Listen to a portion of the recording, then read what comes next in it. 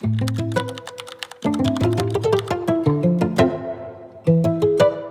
y'all, so let's get into this wig. This is my U-part wig, and she's cute, she's lightweight, and she's moving. Y'all see it. The first part of installing this U-part wig is measuring and parting. Before I install any U-part wig, I always start by measuring where the wig is actually going to sit on my head. Now, this step is really important because it determines how natural your install is going to look. Once I know where it's laying, I go ahead and create my part.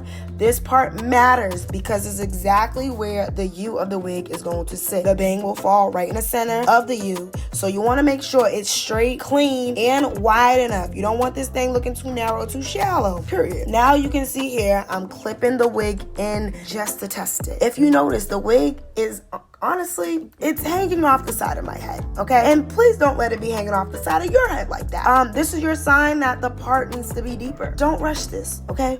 Take your time, because once this is right, the rest is going to be easy. So basically, your girl had to go back in, re-part my hair. Once I had reinstalled the wig just to see where the clips were gonna lie, everything started to look flat, and honestly, it just was giving what I knew it was gonna give. You have an extra mirror, just go ahead and take that mirror and just make sure the back of your U is nice and straight, because you don't want it looking crazy. Now, let's get into mapping in edges. Once the part is mapped out, I start working on my edges. I don't like leaving too much hair out, okay? We are protecting our edges over here. I take just enough hair on both sides to keep it looking natural, all right? I braid those sections down to get them out of the way. You can clip them down, braid them down, twist them down, whatever works. Just make sure they're secure before you move on. Honestly, it does not need to be neat. You just want to make sure that you have enough leave out on the sides. This year is all about growth for me, so I'm using the Blue Magic conditioner on the strands and not the scalp to keep my hair moisturized. I braid straight down because I don't know how to do the upward method, and this works just fine for me, okay?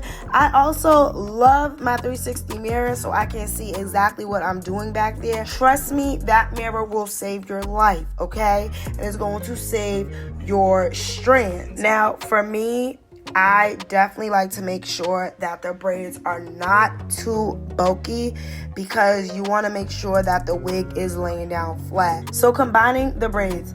To avoid bulky braids on a wig, I start to intertwine them. 2 or 3 braids max per section. Do not overdo it. You want the base flat so the wig lays flat. Okay, did you hear me? You want the base flat so the wig can lay flat. I secure my ends with a rubber band. I know some people avoid rubber bands, but this style only stays in for about a week, so I'm really not worried about too much breakage. Now, back to the front and the anchors, all right? Back at the front, I make sure my anchor braids are sized correctly. This is important because the wig clips are going to grab onto these braids. If they're too thin, that's when you get pulling and breakage. And I like to use my elbows on the table to release some of the tension, because let's be honest, braiding your hair can hurt. Like literally, I'm breaking my back trying to braid my hair. So it takes some time for me to just make sure that everything just is going to look right. So sometimes I have to rely on putting my arms on the table. All right, pinning and scalp care. Once everything is braided, I pin the back up with bobby pins to keep it flat. Then I like to go in with my Design Essentials lavender and marula oil to hydrate my scalp and braids. I focus mostly on the scalp hair because honestly, we just want to make sure that the hair is growing. Now it's time to install the U part, okay? This is the easy part, y'all, installing the wig. I always start clipping the wig in the front, then the back.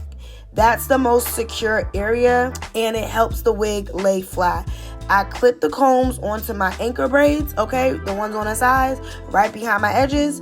The rest of my hair isn't clipped because I find it irritating. This method is more comfortable for me and easier to take off, okay? Like, I just don't like dealing with keeping the wig on too long. If I like to sew it in or really clip it in with more clips, I'm just not doing that because that's just too much. Now we're getting into the fun part, okay? I'm straightening the hair using silicone mix. Now that's what I wash the hair with. And this hair is so soft, it's silky, and it straightens beautifully. I work in small sections, okay? Do not take big pieces. If you want this sleek look, small sections are key. You can always chase the flat iron with the comb for extra smoothness. And overall, it really just makes it look good. Like, I just love how this looks. Now, I do blow dry my leave out again because you don't want it too thick. The flatter your leave out is, the more seamless this install is going to look. So now to part and bang. I go back to the front and I create my bang. I moisturize with oil so my real hair blends smoothly. Then I flat iron using 1 or 2 passes max. We really are trying to avoid heat damage. And same with the wig. Take small sections. You can use the comb to follow the flat iron, but overall, you just don't want to rush this process because the slower you go, the sleeker the hair is going to look. I promise you that. Next, I take my hot comb and I lightly press the roots and the edges. You can see me kind of tapping my hair after I comb through it with the hot comb. I don't drag it because it's hot and I don't want to burn myself. You will see some smoke here and there, and that's just from the oil. So just be careful and take your time when you are flat iron or just using the hot comb on your edges. I love me a hot comb. It's going to get my edges how I need it to get them. Personally, some people don't like a hot comb, but I honestly think it's made a difference when I've been installing my wig. So now your girl's feeling herself, yeah, but let's get to curling. When I curl away from my face, and I'm using small sections, okay? This is so the hair falls back and stays out of my eyes. I don't want tight curls. I want movement and I want volume. I hold the curling iron for about 30 to 60 seconds, okay? Nothing more, nothing less. And I let the curl cool before touching it, okay? Because y'all don't want to burn yourself. But overall, I love the way I do curl my hair.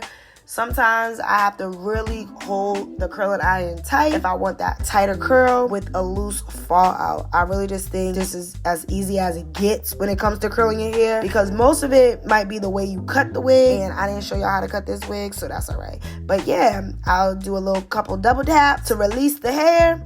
But y'all, it just looks that good, okay? Now, the bang is banging. The bang is doing what it need to do. So, for the finishing touches, I lightly comb through the curls and go in with my gummy edge control. You don't want to do too much because we're not waxing the edges. We're not doing that. And I really love this comb set that I got from TJ Maxx and Marshalls.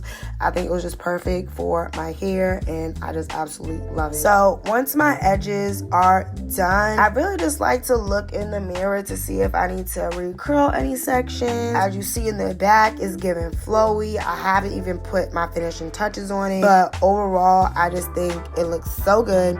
And right here is the silicone mix that I use. You can look in the description for that. But now for the finishing touches. But now I finished with my Design Essentials Diamond Oil Sheen Spray. It's lightweight and it adds shines and it really keeps everything looking polished. I don't really like to smell too much on this, but you know what? It just looked really good. But look at this. The hair is moving. It's flat. It's natural. It's giving scalp. This is what my hair should have been given before I got a perm, but we'll talk about that another time, okay? I just want to thank y'all so much for watching. If you enjoyed this video, make sure you hit that subscribe button, and I'll see you all in the next hair math video.